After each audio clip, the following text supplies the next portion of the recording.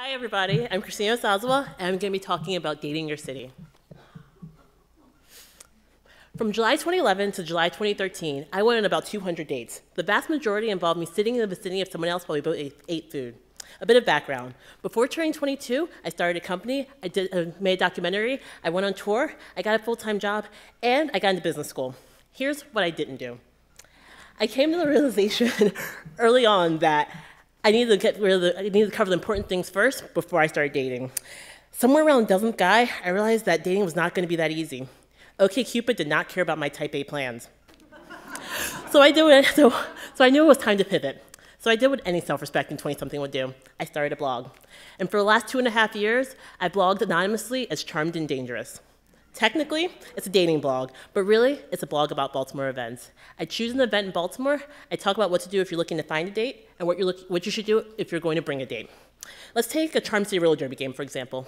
I'd say something like, roller derby is an awesome date, even if you hate sports. Trust me, I know.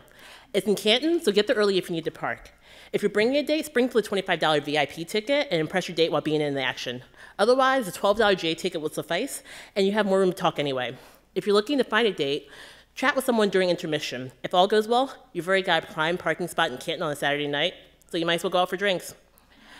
I did these write-ups for dozens of events in Baltimore. I was tired of dinner dates, and so was everyone else. Instead of saying I went out with the guy and grabbed a couple of burgers down the street, I could say I watched a bunch of kids do Jackson 5 covers at Lexington Market. I ate 20 bowls of homemade chili at Chili Brew. I went to a Ghostbusters-themed party at Wind Up Space, and yes, costumes were involved.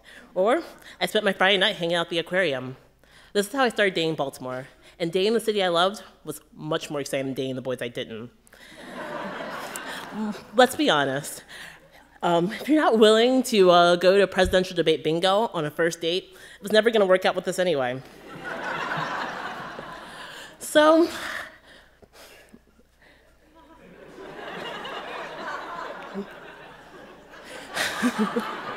since the venture started, I went on over 300 first dates. I turned down a magazine cover story. I hosted 4 dating events in Baltimore.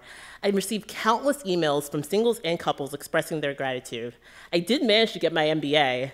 I won a Mobby, and in February 2014, I met my boyfriend. Our first date involved craft beer, karaoke, and drag queens at the Hippo. The other day, I read a list called 10 signs that you're in a healthy relationship. I realized that my relationship with Baltimore was actually one of the healthiest ones I had for a really long time.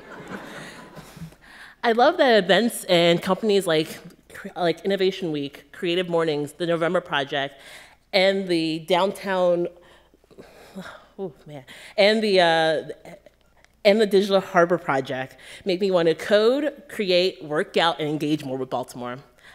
I love that you can walk down the street and people say good morning to you. I love that the combination of pizza and bread in Fells Point make it smell like grilled cheese all the time. I love that you can walk through 3 different neighborhoods in 15 minutes. And I love that no matter where you go in Baltimore, there'll always be a carryout store willing to sell you a chicken box. Let's be honest. I know that Baltimore isn't Pleasantville, but thankfully neither are most diverse US cities. Yes, sometimes dating in Baltimore can leave you feeling a little disappointed, but it's got heart and it's got charm. And no offense, but imagine dating White Marsh instead.